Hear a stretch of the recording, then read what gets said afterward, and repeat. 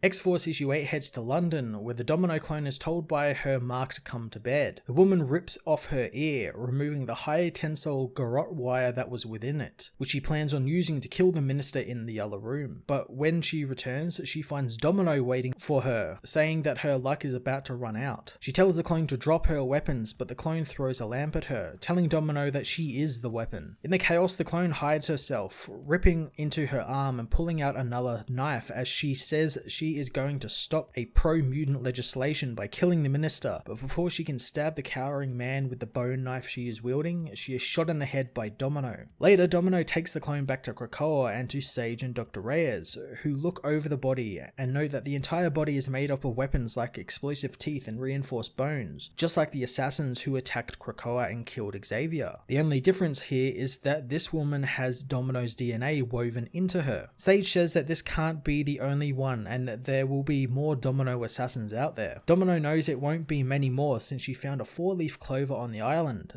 something she used to find when her luck was around, which means her luck is coming back. Later on, Domino knows the X gene has been weaponized because of her, so she heads out for a swim, diving deep, but she knows she would need to soon surface and face what's waiting for her. What waits for her, however, is Colossus, who again says neither of them can seem to sleep. Peter wonders if she has ever thought of another type of sleep, which Domino knows she could just keep swimming deeper and deeper and Peter could hold her down, turning into metal and sinking both of them to the bottom, so soon they will be reborn, unburdened by the scars. Domino knows that while that sounds nice, she doesn't want to do that. Peter knows it's wrong, but it could be right for them, but Domino says that she wants to and needs to remember all her scars. Sage contacts Domino, so she goes to see the woman, learning of an incident in St. Petersburg where a hooded being walked right up to the Krakoan gate without anyone stopping him and touching it, as if they were testing it. Sage got a look at the person's hand, finding it covered in the Domino clone's skin. Sage wonders if this guy just got lucky sneaking past the soldiers or if they were actually working with the Russian government to try and gain access to Krakoa. Sage says Domino's clover gave her an idea, since clovers only happen in nature rarely and their 4-leaf shape is easy to sensitize a scan to, so she set about scanning the world for them and found a long thin patch of it along the Trans-Siberian train tracks, indicating that whomever took Domino has a mobile base set up now. Domino is impressed with Sage's ingenuity, but Sage just says that she got lucky. Later at the Trans-Siberian Railway in Russia, Colossus and Domino are teleported onto the speeding train. Peter rips through the other side of the train as Domino says Sage indicated that they have 1 minute until their train aligns with the assassin's train. So as their train comes around, Peter puts Domino on his back and leaps onto the speeding locomotive. As they continue their mission, Domino realizes that this is Peter's first time off the island since the marauders rescued him from Russia, and while he could say it was good to get out and about, he knows he has seen enough, since ripping through the train's hull reveals a cabin filled with blood. Making their way through the cabin, they smash into the next cart, finding it to be a lab of sorts, filled with test tubes and parts of bodies. Peter suddenly alerts Domino to the literal army of Domino-spliced assassins breaching the carriage. The two mutants fight through the army and Peter makes it to the front of the train with Domino,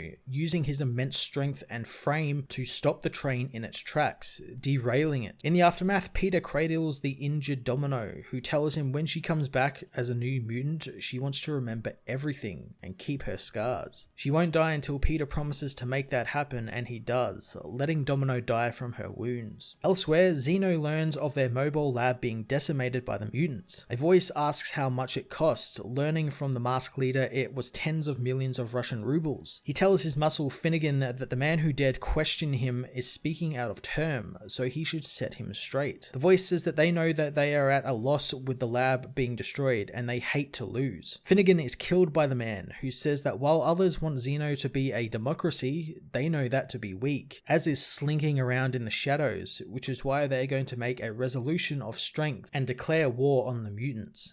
X-Force issue 8 was a fantastic conclusion to the two-parter Domino storyline that looked at how Krakoa treats death and how certain mutants want their scars to carry over into their new resurrected bodies, since it helps them remember who they are. Domino finding a kindred spirit in Colossus was really fantastic and a great pairing, and I hope we get to see more of the duo in the future. I'd love if the book actually was to turn into like smaller two-parter stories for the X-Force members and really crack open how they see and feel about being used used as Krakoa's wet work operators and what that means for them and how they react to the knowledge that they are doing less than savoury things. I'm going to give this issue a 9 out of 10.